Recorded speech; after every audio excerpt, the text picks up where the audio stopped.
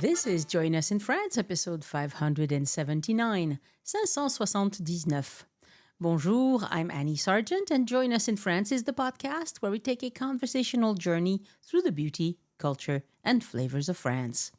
Today, I bring you a conversation with Deborah Pham Van Soua of Feel Good French about the vibrant Basque Country, its lush landscapes, unique traditions, and wonderful cuisine, and why learning French after 50 is not only possible, but deeply rewarding.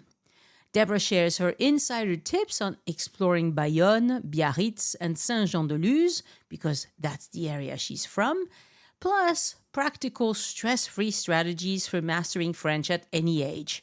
This is the new year. Perhaps you aspire to improving your French? She has great suggestions for you.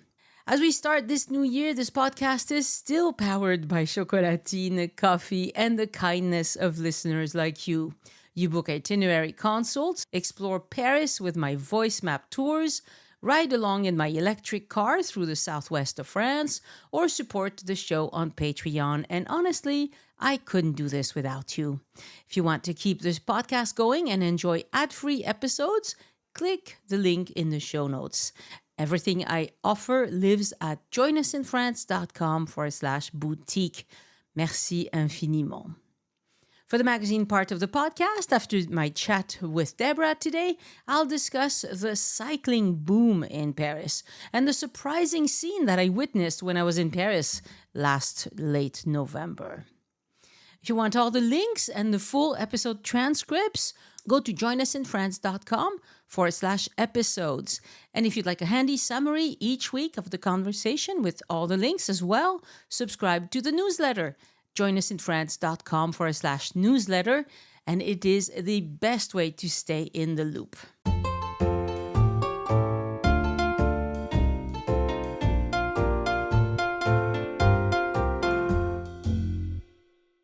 Bonjour, Deborah Pham Van Soua, and welcome to Join Us in France. Bonjour, Annie. Thank you very much for having me today. It's wonderful to have you. You are the owner of Feel Good French, and we're going to talk about that towards the end of our conversation. It's a company that you started to help people over 50 learn French. You'll get to tell us all about that. And in my head, I'm going to be substituting French for Spanish because that's what I'm doing, is learning Spanish. And it's not at all the same as learning when you're in your 10s and 20s and all of that. But first, we want to talk about the Basque Country because that's where you're from. And it's a place I visited recently. And I think it's wonderful. But I mean, I was there recently, but I don't spend enough time there. So tell us a little bit about yourself and your connection to the Basque Country. Yes, so it all started when I was born because I was born in Bayonne. So I don't know if you heard of Bayonne for les fêtes de Bayonne. So it's really famous for this big fête party where everyone dress up in white and red. And it's like a mass party. People gather, and the fact that they dress in those colors make everyone kind of equals. And I think that's why people like this gathering. It's a little bit similar with les fêtes de Pampelune, like the Pampelune festivity in Spain. There is also a little bit of bullfighting. Well, that's not really ethical, but that's kind of part of the festivity. And it's also famous for le jambon de Bayonne. So this ham, this Cured ham. cured ham, that's the word I was looking for. Yeah. That tastes a little bit like the ham in Spain, actually. And the architecture is really lovely. All those typical Basque house, tall house with the red lines. And we have a lot of houses like that in Bayonne and in all those little villages in the Basque Country. So there is definitely something like we can feel when we are in the Basque Country due to this architecture. And yeah, there is something like very, very pretty in all those villages. And Bayonne there is like a lovely river, and next to it, there is the beach. So the beach is not in Bayonne itself. It's in Anglet. And it's a really lovely ocean. So it's the Atlantic side. We are just for people who don't really know the geography, the Basque Country is in the southwest of France. So we are very close to the Spanish border, and we are next to the Atlantic Ocean. and the Pyrenees. So we've got like strong natural elements. That's where I grew up and that's where I was born. So for me, I really connect with this nature, which is like very green, very lush. That also means that it rains a little bit. And this Atlantic Ocean, which is strong, like the waves can be really powerful. It's very different from the Mediterranean coast for this extent. Yes, it's not as near as dry as the Mediterranean coast, and it is definitely more lush. Yes, that's an excellent word. And it's full of regional spirit and regional traditions that I think are very strong in this part of France, stronger than where I'm from, Toulouse, where Occitanie, yes, we are part of Occitanie, but like hardly anyone speaks Occitan around here. In the Basque Country, you actually hear people, even young people, speaking Basque. Did you learn it growing up? No, I didn't learn it. I think it's a little bit less strong in France than in the Spanish part, where with the dictatorship, it was completely forbidden to speak Basque. So there is a strong rebirth in the Spanish part of the Basque Country. And nowadays, they really, really promote it and they actually try to speak it over Spanish in a lot of towns in the Spanish side when in France, I didn't feel that too much when I was growing. And I have to precise that I was born in Bayonne, but I grew up 20 minutes away in the other area called Les Landes. And over there, there was still the influence of the Basque Country because I had, for instance, a fronton. Fronton is like this wall where we play the Basque sport with a racket. And so that was my sport for 10 years. I used to do championship. So there was influences of the Basque Country, but not for the language. But then I went back to Bayonne for high school or secondary school. And there was people learning Basque. And, you know, sometimes you just know the little word, kaisho, mushu for kiss, or barkatu for sorry. You know those little words, it's kind of part of people for your birthday, they would say zorionak. So there is like those little words that you know, but I didn't take a special course to learn. It wasn't really mandatory, so I didn't do this. And that's a shame because nowadays I live in San Sebastian on the other side of the border in the Spanish Basque Country. So I'm like, oh, why did I not learn when I was a kid? But yeah, it's very complicated because it's a mysterious language. They cannot really track the origin of it from as far as I know. And the Basque people used to be like whale hunter, so they traveled a lot. And sometimes there is some words that may be connected with northern language. But when you hear one of those words, you can't really relate to those words. You don't have reference. So it's a little bit like learning Chinese. Right, right. I took photos of some of the signs in the Basque Country that were both in French and in Basque. And if you try to just read the Basque, you have no idea what you're reading. Like it is so different. If I read French and Occitan, I know pretty much what I'm reading. It's very similar. I mean, it's familiar. But in Basque, the words are so, so, so different. It's really interesting. And when I was in Bayonne, they have a Basque Country museum that's dedicated to the history of the Basque language and traditions and all of that. And there was a group of kids, they were probably 14, 15. So I was the only person besides them in the museum. And so I kept bumping into them. And at first, the guide was speaking French with them. And then she said, would you like to ask some questions? And the kid who asked in Basque. And so she responded in Basque. And then from then on, everything was in Basque. And I was very surprised that these young people could do Basque. Now, granted, it is probably because they are in a special school where they learn Basque and all that. But I think it's coming back even on the French side, not as strongly, I'm sure, as the Spanish side. But it is coming back. And that's a good thing because if you learn more languages as a kid, it's easier on your brain to learn languages later, as we will probably discuss later.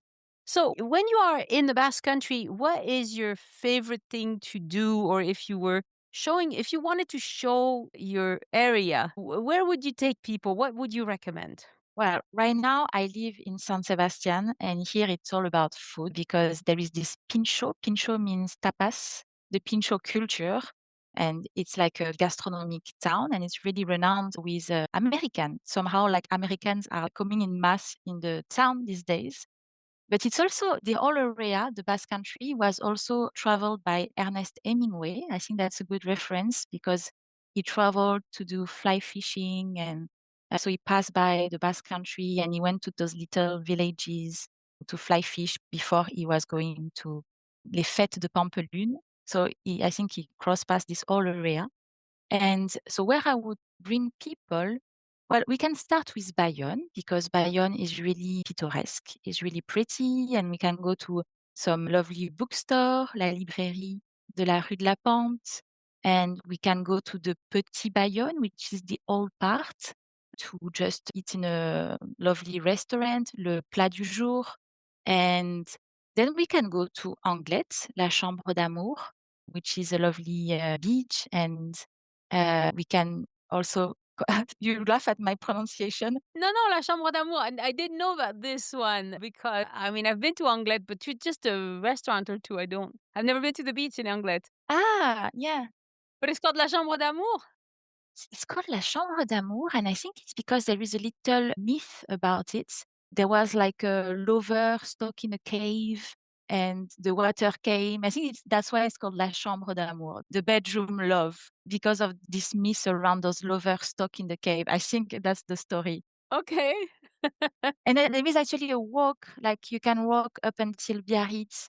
And Biarritz, for the people who don't know, it's a fancy town. I think in the old days, the aristocracy used to go there. And for the little story, it was supposed to host the festival de cinema, the film festival, instead of Cannes. But then after, for the logistic, they decided that Cannes was better. But yeah, to show you that Biarritz has a little bit this prestige and the architecture is really beautiful. Yeah. So it's a very beautiful town. To me, I think it's quite posh and there is a lot of secondary house. So it's missing this kind of lively character to it. That's why I prefer, but I think you have to see it. You have to go to Biarritz and go to Le Port des Pêcheurs. I like the fishing area, and then Le Port Vieux, this beach, which is always calm because it's like a creek. There is no wave and everyone swim there. There is a group of people, les ours blancs, that go there to swim every day of the year. Even 31st of December, they go there. This is all in Biarritz. This is all in Biarritz. Okay, okay. Yeah. And you have Le Rocher de la Vierge, which it used to be my granddad, because my granddad ended up in Biarritz in the old days. That was my granddad's favorite spot, Le Rocher de la Vierge. And it's like a beautiful rock where apparently there is also a myth around it. The story is like a boat saw the light and I kind of saved the boat, I think. So it's called Le Rocher de la Vierge. And then we can leave Biarritz and we can go to those little villages, a little bit smaller, like Saint-Jean-de-Luz, which is really pretty. It's a little bit similar, but a little bit more, I'd say, fisherman. So there is more like this fishing vibe, but it's very picturesque as well. So we have all those lovely houses. The port is really beautiful, and I would go to the market. I would buy some fish. And also there is the beach within the town. So that's something to say as well. It's not that common to have a town that hosts a beach and a swimmable beach. Saint-Jean-de-Luz is interesting because on one side you have, it's like it almost looks like a jetty or something. And on one side you have the port, and on the other side you have the sandy beach. Yeah. It's really striking that it's so close. For people who want to go have a swim in the morning, it's perfect. And in Saint-Jean-de-Luz, I saw so many bikes, like so many electric bikes, especially. One guy actually mentioned to me that when he's in Saint-Jean-de-Luz, he parks his car and he never moves it again because in the summer it can be very congested. And so he gets around on his bike the rest of the time that he's there. And these are all places with plenty of money, all right? La Maison de l'Enfant, I think it's called. It's on the port side. I mean, they're selling it for 16 million euros. It's a nice place, but this is not the cheap, okay? This is not a cheap fisherman's village where you're going to get a little hut, okay? No, nothing like that. Plenty of money there, but it is very, very, very nice. And Lots of nice places to eat and relax and enjoy. There's plenty of history too. When I was there was a tour going on. I didn't listen to the tour. I hadn't signed up for it. But I overheard the guy mention a few Oh, key historical things that were very interesting. So these are places where you can do some cultural, but also some nature, some cooking, some enjoying of the beach, some enjoying of the shopping. There's plenty of shopping in Saint-Jean-de-Luz. oui, lovely boutique. Yes. Also, in Biarritz is kind of the same. You can do this. I would say if you don't want it to be super crowded, I would avoid June, July, August, and even the first half of September Exactly. because it's going to be packed. It becomes so popular, and they often say that it's like, yeah, the second home of the Parisian. The Parisian love to come to the Basque Country, Biarritz, Saint-Jean-de-Luz, Guétari, which is the next town after, which is very small, but very pretty, and the restaurants are lovely to eat seafood. But yes, I agree that from July, August are tough, and August, I think it's really crowded. So it's maybe better to go more inland, l'intérieur, we call it. I think it's better to go and enjoy. If you want to swim, you can go to the river. There is a lot of little river. If you can bear the very cold water, It is cold and it moves. I mean, this is not like a pond, okay? yeah, you can go rafting. Yeah, I think l'intérieur it's so pretty. You have little village like Sarre, Ainoa. Bon, Espelette is very touristic with all those houses where the Espelette drive. Espelette feels like Disneyland of itself. Yeah, 'Cause I've been to Espelette in the past, and it was there were tourists, but this time it felt like Disneyland. It has moved in a direction that I think they will regret because at least in and I was there in June, late June, and it was just really Disneyland-esque. Although it was mostly French people. I heard a lot of French. yeah, because it's so tiny and it's so full of tourists. I think that's a contrast. And yeah, and there is something that I invite you to do if you are in this area. I don't know if it's the second Sunday of the month, to be confirmed, but there is a second hand, like a flea market in a little village called Aetz, which is not far from Bidar. Bidar is the coastal town, and Aetz is a little bit more inland. Aetz, how would you spell that? Ahetz, Ahetz, I think, Ahetz. Okay. Yeah. So it's a small village, like very, very cute village. And this very Sunday, the whole village become a flea market. And it's one of the best flea market I ever been. A lot of antiquity. So you have different kind of stall. You have like this pure antiquity stall. If you have a house around and you want to furnish your house, that's the best place to go. It's Yeah. so beautiful. Yeah, I want to buy everything. Like, the first time I went, I didn't buy one thing because I had this, light-headed. It was like too many informations. I was like, yeah. I was like, I want to buy everything. So yeah, IELTS is really really nice. And the one thing that French people buy a lot when they go to Basque Country is cloth, tablecloths. So you can buy the nappe cirée. So it kind of has a little bit of waxy material into it, and they're very good. They're easy to clean. They're fantastic. Every time I go to Basque Country, I buy some. It's Yeah, it's the best gift to bring back because it's very classy. yes, The pattern, it's like stripes of bright colors, and if you can find hues that go well in your home, it's very nice. I mean, people always talk about Provence and the cloth in Provence. I prefer the cloth in Basque Country. I think it's nicer than the stuff in Provence. as you mentioned, there is a lot of traditions in the Basque Country, so you feel it with those patterns. You feel it with the little baskets, the way they are done. I think the Basque people they like traditions and they like quality. So even you feel it with the food. The food is simple. There is no like tons of spices. You have the piment d'Espelette, salt, le sel, poivre, pepper, and good oil. It's simple, but the ingredients are good. So yeah, I think you will really feel the flavor of the vegetables, of the meat in the Basque Country. And piment d'Espelette is wonderful because it is like a pepper. It's not spicier than a black pepper, but it has flavor to it. It has a different flavor to it. And so if you want a nicely flavored pepper dish, piment d'Espelette is very good. And of course, piperade is a local dish with onion and peppers and piment d'Espelette. It's a vegan dish. It's olive oil, peppers, onion, and piment d'Espelette. Or you can do poulet basquez, which is essentially the same thing, but you add chicken to it, pretty much. You know, Mm. I'm making you hungry. Yeah, yeah, it's about time. Yes, it's a beautiful place. Now, some of the things I did, I went to a lot of churches. I love to go into churches, and the Basque churches are really different because they have this wooden structure inside. And what I learned, and I'm going to ask you if this is what you've heard as well, is that in a lot of places in France, okay, so the Catholic Church was very well established in a lot of parts of France, but in the Basque Country, it was a little slower coming.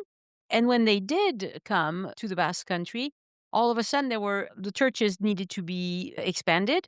And instead of breaking the walls and adding to the sides of the church, they decided to put wooden galleries inside of the church. And so you could fit more people, and it was very your tradition where you put the men on this side, the women on this side, and that sort of thing. But that's what they did in Catholic Church up until not that long ago. I mean, in my childhood, they had barely stopped putting the women on one side and the men on the other. And I'm not that old. I just turned 60. But these wooden structures inside of the churches are really stunning, I think. Yeah, very beautiful. When you go to visit places, it's interesting to see the history through the churches or the cathedral. And it reminds me as well to go to see a Pelote Basque game because that's also very Basque and you only find that in the Basque Country. I heard that as well in some part of the USA, like Miami. Somehow there is like a diaspora, a little Basque diaspora, and they also play Pelote Basque, but it's very, very common there. Pelote Basque is a sport. There is a lot of category within Pelote Basque. There is the pala, this wooden racket. There is la main nue. It's only with the naked hands that they play with the ball. It's quite tough on the hand. Yeah, And there is punta cesta, and it's like I don't know how to explain it. It's like a basket, like a long basket, exactly. and you can throw the ball very, very far with it. You see the people always wear white and red, like in the Fête de Bayonne, and it's very traditional. Well, this is from the museum. So these are old types of baskets. And one thing that I learned from the Musée Basque is that there are 20 different official types of Basque games. So that's one of the reasons why. So it's with bare hand. And I saw some kids practicing with their bare hands against the fronton. I asked the lady, and it was right outside of the Basque Museum. There's a small Musée de la Pelote Basque in Mhm. one of the villages. It might have been Sarre. I can't remember which one it is. I asked, why do they do this barehanded? And she said, oh, the young ones, we start them with bare hand because that way they get used to how much it hurts. And then they can progress to other methods, but that would be tough. That would really be tough. And it's so simple with your bare hand and the wall. It's like the simplest part. So what type did you play? Tell us a little bit about what you did as a kid. Yeah, so me, I was born in Bayonne because it was the closest hospital, but I grew up in Leland, so a little bit more north. So it's part of the same region. Nowadays, it's called Nouvelle-Aquitaine, but it's another department. Right. Leland, it's called. It's also close to the coast. And in my village, there was le fronton, which is one of the wall you play against. And there was also, because there is different wall, and there was also mur à gauche, which is a wall with a left wall, and trinquet, which is there is three walls. It's a little bit like a squash place, like a squash court. Yes. I was born left-handed. So someone told me in the village, you have to go and play pala because it's really good to be left-handed. So yeah, that was the local sport around and I went to play and apparently I was good. So I kept playing and I started to do championship with Stephanie, my best friend and partner. So we were playing championship. So we were dressing up in white and red and we were going to all those villages playing against other people. So that was really fun. Like that was my Saturday mornings for 10 years. I was doing that. And nowadays people don't believe me because I have like those slim arm and they're like, "Oh, you didn't play pala." But yeah, in the end it's the placement because depends how you place your arm. And yeah, so that was fun and it was really a Basque thing of me to do, even though I lived in Leland. Yes. So pala is one where you kind of throw the ball. Let's see. I saw it in the museum. I don't remember what they explained. It's not as immediate, right? It's like you go further with the ball. Yeah. So you have these wooden rackets that you have to hold very tight. And we don't use a tennis ball. You can to start with, but we use those black balls and they have little dots. And the dots represents how much they bounce. So you got for instance, white dot don't bounce much, so it's a bit harder. You need a bit more strength and you need to hit it. You need to warm up the ball as well. So that's quite fun. At the beginning, you need to warm it up. Yeah, you have to first, the ball needs to bounce and you take a little bit of distance. You have to place yourself well, and then you have to aim the ball and go against the wall. And then every time you can either take it volley, like you can take it to cut it, but it's not that common. You often take it after one bounce, you take it. And when we play with a partner, there is someone in the front and someone in the back. Right, right. Oh, it'd be fun. I'll try and find some video, some YouTube video of this sort of sport because it's really fun to watch. It's very different from what we're used to. We want to get to the language learning quickly now, but I have to say, the Basque Country is really, really charming. And the worst thing you could do is go and not spend enough time. You really need a few days, at least a week. That's the minimum. Some of the things I saw, I was very, in Montrostan, had a beautiful home built there. It's in, I can't remember the name of the town. I'll put it in the show notes if it doesn't come back to me. But because he made a lot of money with Cyrano de Bergerac, right? So he was an author. He made a lot of money with Cyrano de Bergerac, and he had himself a beautiful Basque style home built, and it was gorgeous inside. Really, really nice. So you can visit again. You have cultural visits. There are little museums, but I would recommend come with an electric bike or rent an electric bike. Go from all these villages. It's very hilly, very, very hilly. Okay, the villages are very often kind of steep, so don't think this is going to be super easy, but it is very, very, very beautiful. And just, I would say, find a place maybe on the coast to spend a few days, and then on another place inland to spend a few days, and travel around from there. If the travelers don't have a car, I wanted to say that the train, for instance, starts in Bordeaux, and you have this train that goes up until Hendaye, which is the village next to the border with Spain. So you can stop in every cute little town. So you can stop in Biarritz, Saint-Jean-de-Luz, Guétary, and for those that are the coastal town. But it's also possible to, if you pay extra, you can also bring a bike in France in the train. So that's really good. And it's also there is this whole I don't know if you heard of the Vélodyssée? Yes, yes. Do tell us. Yes. Yeah, the Vélodyssée starts there. I think it starts in Hendaye. So it's a trip that you can do by bike. And you got those cycling paths that are really handy all along. People can camp if you are brave enough, or if you have electric bike, you can bring a tent. It will be a bit heavy, but it's very safe to cycle. It's a lovely road. And then you cross past the area where I grew up, Les Landes, which are like completely different because in the Basque Country, as we said, it's so beautiful. Honestly, it's more beautiful than Leland to me because of the architecture, because of the culture, which is ancestral culture, so much things to do. But then Leland in the summer, it is more low key. And also the beaches are way broader. It's infinite. It's large.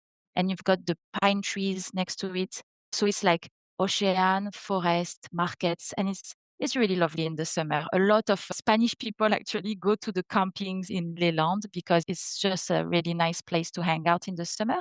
Even though it gets a little bit crowded, everything these days, coastal is really popular.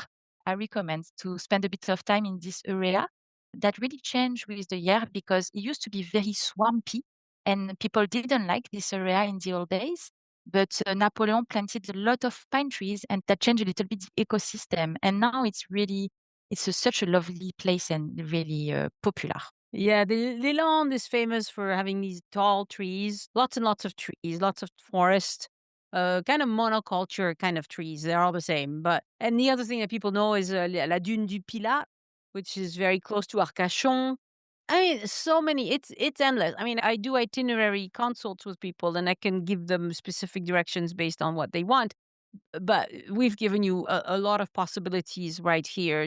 Just explore that part of France a little bit. And the weather, even though it rains some, but I think anytime between March and June would be lovely. And then September through November probably would be lovely. I'm not sure what it's like December, January, February. Maybe it's wetter. In San Sebastian, in Spain, we say that Les Landes has a microclimate. That's what they say because here it rains so hard in the winter. And they say that in Les Landes, it's a bit softer.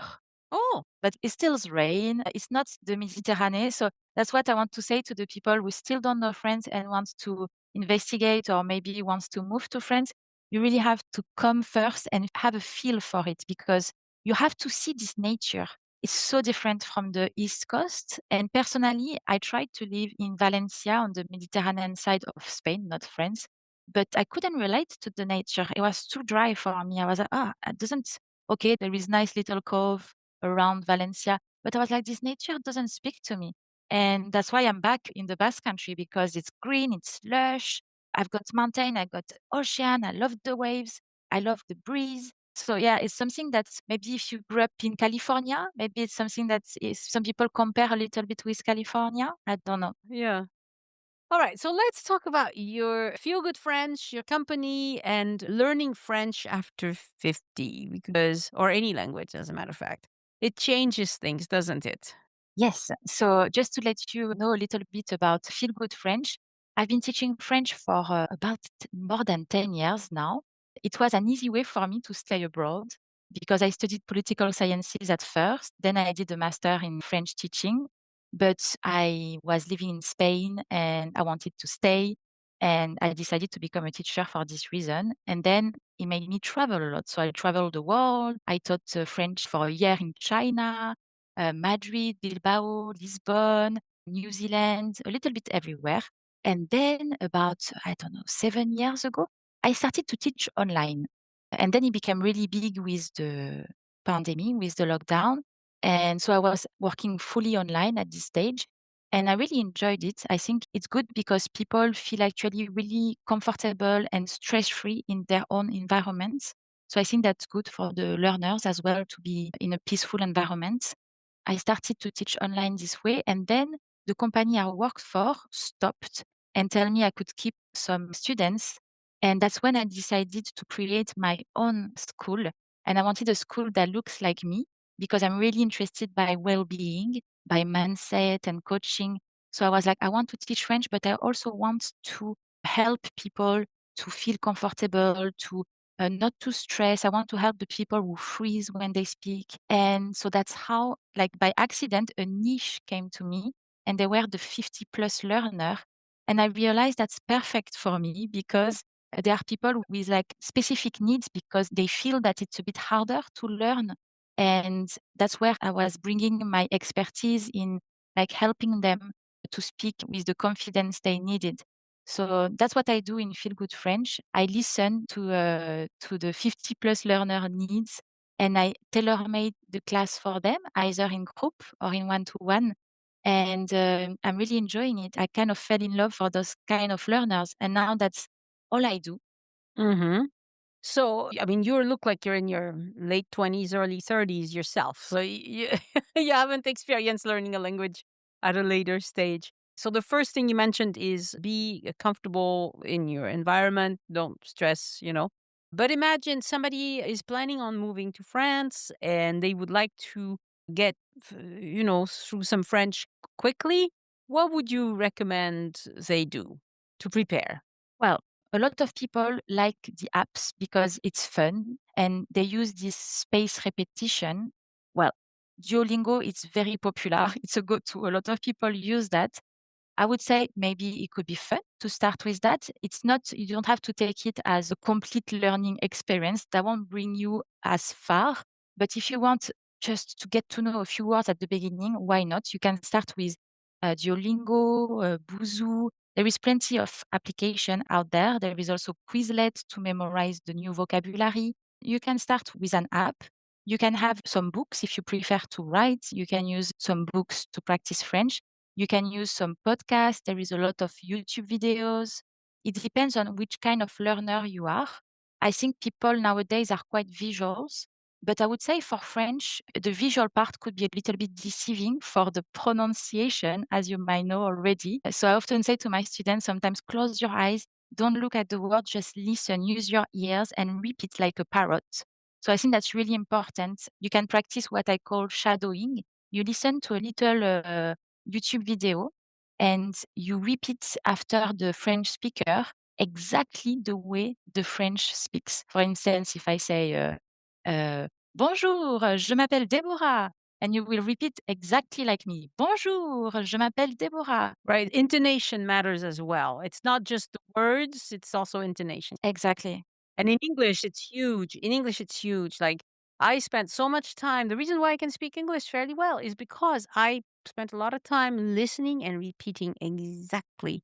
Don't even look at the words. That is such a good advice. Don't look at the words, just listen and repeat. I am shocked because I can see some students having those big blocks with the pronunciation. They just can't pronounce the word. And as soon as I say, close your eyes, breathe, and listen to me and repeat, suddenly they speak like a French person.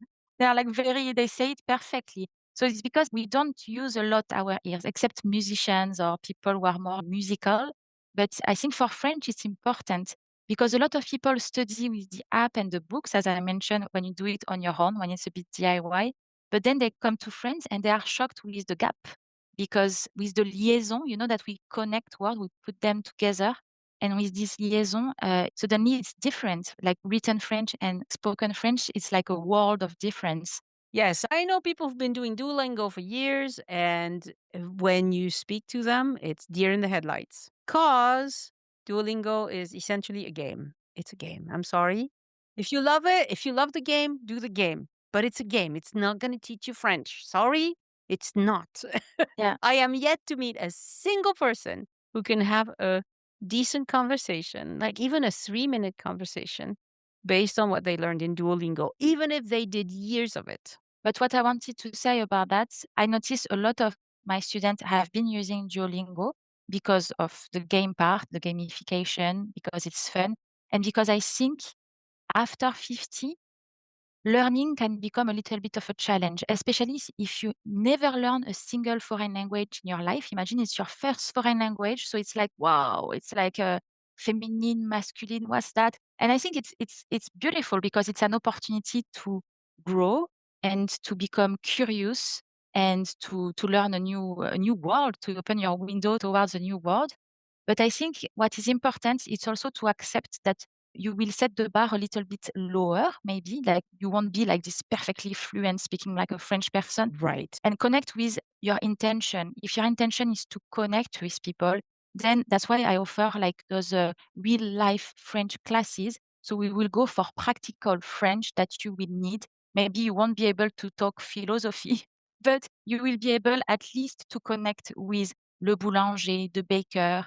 I think a lot of people come to France for the food. So it turns a lot around food situation and like the slow living, all those little interaction. And that's what people want. They just want to connect with those lovely French people. And so I kind of decided to create class, like at least for the beginners, class that are very practical for your situation in France, all the little situation you will face.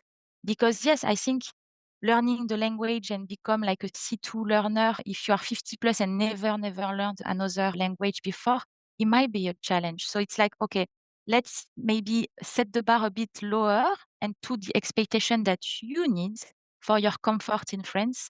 And we work around that. Yes. I think if, as a 50 plus person, if you can get to B1, B2, you're doing good already. B1, you can easily go to market, buy things, ask basic questions. B2, you can start talking about your past and talking about your kids and talking about perhaps your profession, things like that. C1 is the only people I've ever known because I do a boot camp, and part of the boot camp is language learning in the morning. But I don't teach it. Some other people, professionals, do that. But the people who've come to the boot camp who get to C1, C2 classes, typically they were French teachers.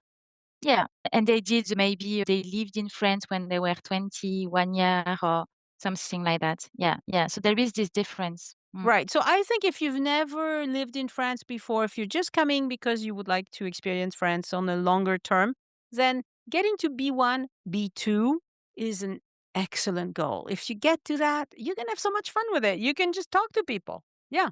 Yeah, I think that's it. That's clarify your goal, what you want to do. And also what I work a lot with la joie, instilling this curiosity for the language. And because if you have this curiosity, if you start to love the melody, if you start getting like enthusiast about this new world, what that represents, the difference with English, then you naturally you are going to learn every day, every hour, because you will have this curiosity and you will have your notebook with you and you question people and you write down the words and like every thing will be an opportunity for you to learn all this like immersion. And by the way, you can also create immersion even if you don't live in France, even in your own house in the UK or in the US, you can create a little French immersion. So I think once you have this curiosity, you're good to go. Like you have to develop that. If you want to take this to the next level, you could carry a tiny little bit digital recorder with you, like a little Sony recorder or your phone. You can record people with your phone and just ask them, "Oh, would you mind saying that? Can I record that? Because I want to practice how you say that." And people would be delighted, like, "Oh, you want to repeat just like me? That's great," you know? And that's really what it takes because I've had people in my life who ask me if they want to know about the grammar. Why do you say it this way and not that way? Okay, even if I was able to explain why grammatically it's this way instead of that way, which I cannot, but I trust you can, it's not going to help you in a conversation with people. That's not really useful knowledge. What's really important is that you've learned a new expression and you can use it when you need it. It comes to you. In Spanish recently, I was in a situation where I was surprised how fast it came to me. Like I had to say, I forgot my keys. And it just, olvide, it just came to my head. And I wasn't thinking, like, it just came. I didn't have to think about it. And I was so pleased. Finally, something came to me naturally in Spanish. Wow, félicitations. Yes, because that's hard. It has to get to the point where that's what comes. That's why the context are important to learn. I think that there are a lot of books like to learn dialogue in context, vocabulary in context. It's like a little trigger. That's why I often try to call my students with a French name. Like, I don't know, I have a Jeffrey, I call him Geoffrey, just to trigger him to be in France and to speak French. And yeah, I think the context is really important. And as you said, I think a lot of people have a block maybe with grammar. They just hate the grammar and that reminds them of school and they don't want that. So what I do is that we do the grammar, but it's not the main point. We do like those typical dialogues in context kind of situation they need. And then we will instill a little bit of grammar because you need sometimes a little bit of understanding, but it won't be the main topic, like it won't be the main point. It will just like support the learning. Of course, you need to learn the basic if you're a complete beginner. You need to. You need some, but just don't waste your time. Well, maybe for you it's not a waste, but don't spend too much time trying to understand every detail of the French grammar because native speakers don't understand the details of French grammar. I'm a native speaker. I don't know. I can't explain French. My husband, he's American. He learned French. He can totally explain French because he had to learn it. But for me, that's not my goal. My goal is just to chat with people. And I think that's much easier if you're just, and if you make mistakes, so be it. You make mistakes. It doesn't matter. Like nobody's going to laugh at you. Or another thing is if you go visit places like the Basque Country, like these villages, they do get a lot of visitors, but probably French will come first before they switch to English. In cities like Paris, everybody will speak English to you. Yeah, that's true. Except maybe in high season, they hire people who can speak the language. They can speak English because there are so many people. So maybe in August, they will speak to you in English because they want to be fast. But the rest of the year, I don't think like I think it's a really good area to practice French. So yeah, come to Leyland or to the Basque Country if you want to practice. Not a lot of people. If you like the member of my family, they can say a word in English or in Spanish, just as an example. A little example I want to say about it, about finding some tricks, setting the bar maybe lower, align with your goals. And once you have your goals, like finding little tricks to facilitate the speaking. For instance, I have a student that told me that it doesn't bother with nous. Nous is like the formal we. And there is another we that French people use a lot when speaking, like it's on. And on is a singular, is the same as il or elle, she or he. And my student was like, it's just easier to conjugate. I don't bother with the nous. And it's like those little trick. Wait, why not? If it works for you. Yeah, everybody will understand you if you say, on n'y a pas pensé, nous n'y avons pas pensé. Well, it's the same. Like, it means the same. Exactly. So, yeah, that's great. That's great. There is little tricks. You can also trick your brain. Right. Well, when I was younger, I've briefly taught English to young kids. And when we started the class, we would put on our English coat. And we had an English thing that we would physically put on. And that meant it was English. But I mean, these were 4 year olds. Yeah, but that's really good. Yeah, it helps. You have a now we do French for, in this part of the house we do French. And that's what you do. What I want to say to the people who listen to us and who feel a little bit that they freeze before speaking and they've been learning, they start to learn, but somehow like they can't really say anything. I want to say like to practice a lot at home with their mouth. I know it sounds silly. You will be a bit silly in your house, but just speak aloud like a parrot, repeat. And that's like a gymnastic to your mouth and you will get used to it. And that will really help for the moment where you will face the boulanger that will help the person just to have this little mouse practice. And yeah, I think that's little something that you can do and that could really help you gain in confidence for the moment to speak. Yes, yes, yes. And I can say you can do it. I'm at the point where in Spanish, if I have to pick up the phone and make a phone call in Spanish, I can. I don't like doing it. It's still uncomfortable, but I can. I did it like this week. Last week, I made several phone calls in Spanish because I had to. But it took me, I've been studying Spanish for 2 years. Okay. So it's a long time before you get to be comfortable. I think maybe it'll take a little longer, and don't give up. I think whatever you charge people for your classes, it's very important to have a human tutor. Really, that's how you progress. Because if I didn't have my Spanish teacher that I meet with once a week, more or less, and he lets me speak, butcher his language, and he takes notes, and then we go back. And so he just types down what I said, and then we go back and he fixes it. He says, oh, here you might have said it this way instead. Or, this would be a better way. And then I try to memorize some of the sentences that he's taught me. Exactly. This is a sentence I tried to say and I said it wrong or he fixed it, whatever. Sometimes it's not that wrong, but I was close, but no cigar. He just fixes it and then I memorize it the way he told me to say it. And that's how I make progress. Yeah, that's also how I do. And I think that's the benefit of learning online is you can take in live all those notes. And like every time now my students see me typing, just when I use my hand, they self-correct themselves because they know that I will write something. And I like that when it's better to self-correct than the teacher to cut you and say, no, that's not correct. So I think that's really good. And all those notes, I often spend a bit of time to order them and make them relevant and make a little exercise to revise them, like to revise all the new vocabulary and structure. And I think that's really good. Like that the fact that the tutor gives you the space to speak and you can speak freely and not put so much emphasis towards mistake. What is important is fluency before the mistakes. But the mistakes are positive. Mistakes are an opportunity to improve. Right. You're going to make mistakes. And that's why we do with the notes. Yeah. Right. Fixes my mistakes. It's perfect. He's so patient. It's wonderful. Yeah. And so, how many hours do you think people should dedicate? Obviously, if they have a goal to learn French enough, they're moving in 6 months, they want enough French, then they should do what? I don't see the point of doing more than half an hour or an hour per day, unless you're in a group situation. If you go to an in person group, then perhaps 2 hours or 3 hours or whatever they decide. But I think the attention span is the more you age, the attention span could become a little bit lower. And also, you have to consider that online, the attention span is a bit also lower than in face-to-face.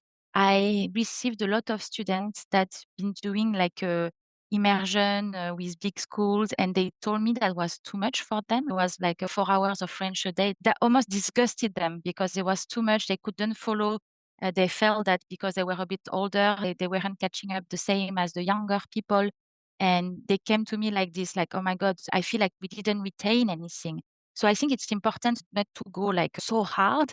But for instance, if you take class like with a tutor with me, I like to space the class at least. So you have a little bit of time between the classes for you to digest, to use the notes, to do little exercises with them, and just a little bit of time as well between the session to make the most of the session.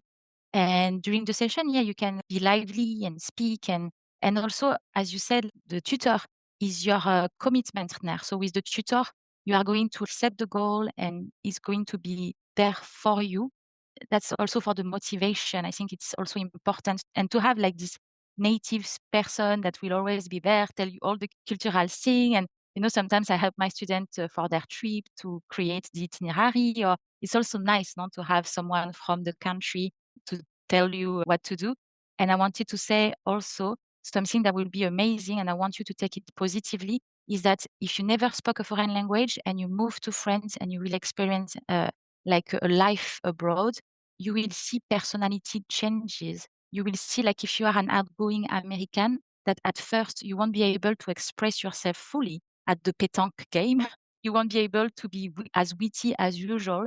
And that might be a little shock. And I think it's wonderful that you get to experience that even later in life if you haven't done it. Us in Europe, we do Erasmus, we change country quite easily. But it's amazing that life gives you this opportunity to explore different facets of your personality and get to grow and evolve. That's why I observe with my student, I see the growth. And I think that's why I work with you, because I think you are very brave to do that. And I think it's really exciting. Yeah. Fantastic. We have to stop talking. We've been talking too long. Deborah, you are wonderful. I hope some of the listeners consider hiring you as their tutor, and also go visit the Basque Country and Les Landes. It's beautiful. And the Spanish side, I'm sure, is not bad either. But on Join Us in France, we mostly talk about France, but there's a lot of beauty to explore. And every time I speak with American friends or family, and they say, oh, life is so, unpredictable, so difficult, like, not really. It just depends where you are. There are places in the world where life is not so bad, thankfully. So thank you so much, Deborah, and best wishes to you and your students. Thank you. I say thank you in Basque, mil esker, 1000 thank you. Or another one is eskerrik asko. Ooh, I'm not going to try and repeat that. Iskir- Iskigerashko. Eskerrik asko. Very hard word. Eskerikashko. Ouais, eskerrik asko. Eskerikashko. See, you just repeat it. I have no idea how to spell it. But just repeat. And if you say that enough times, I would know eventually. Thank you so much, Deborah. Merci beaucoup. Au revoir. Au revoir. Merci.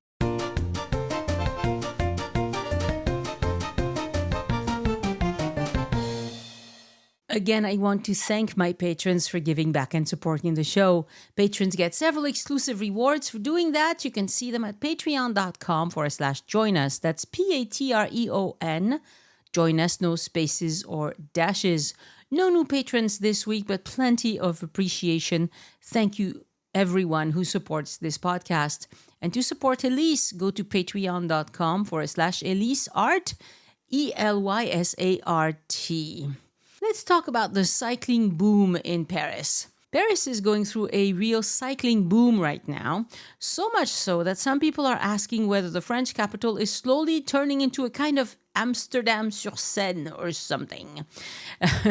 According to a recent report, one Parisian out of two identifies as a cyclist, and every morning the bike lanes around Rue de Rivoli and Sébastopol are so saturated that you get actual bicycle traffic jams. 10% of Parisians already commute by bike.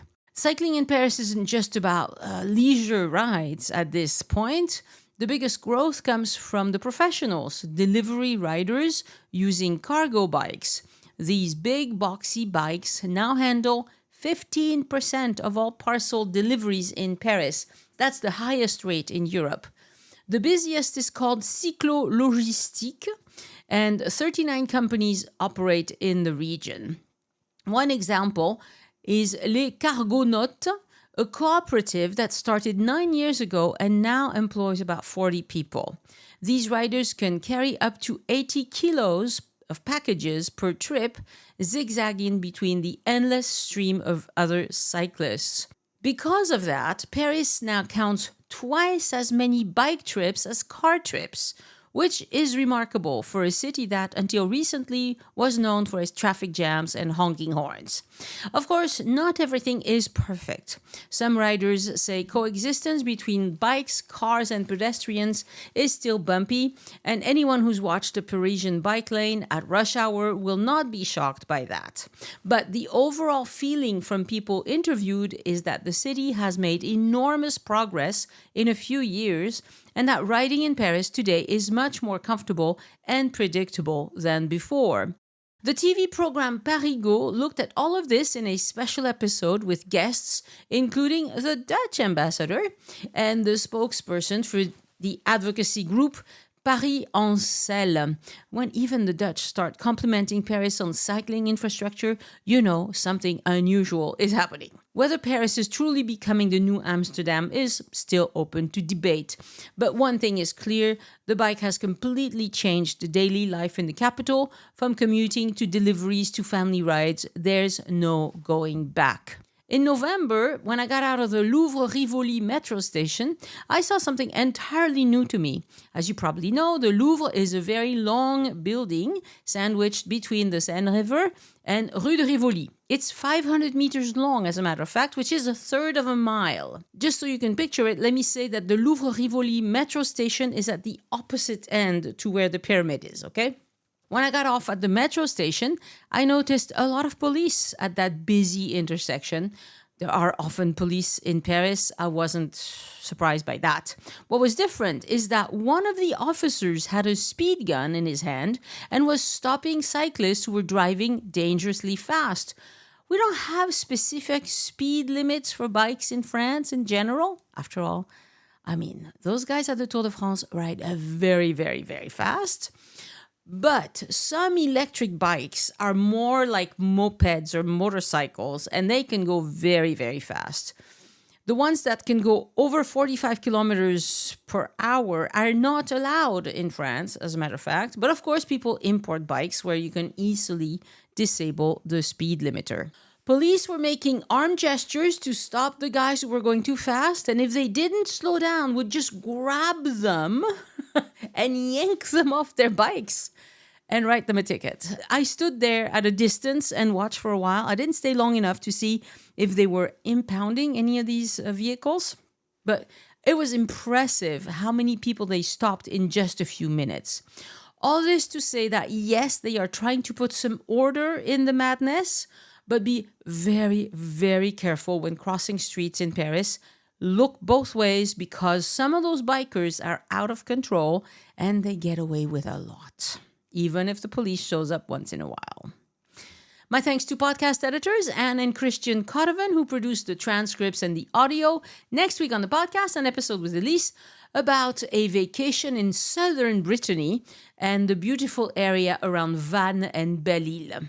As we turn the page on the year that has just passed, without pretending it was simple or even particularly coherent, I wish you a new year that is neither perfect nor entirely predictable, but solid, generous, and filled with those small moments that make everything else bearable.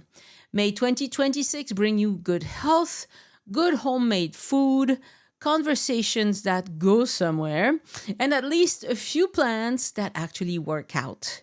My goal for 2026? Get somewhat comfortable with video podcasting and vlogging. Wish me luck. My efforts so far have not paid off very much.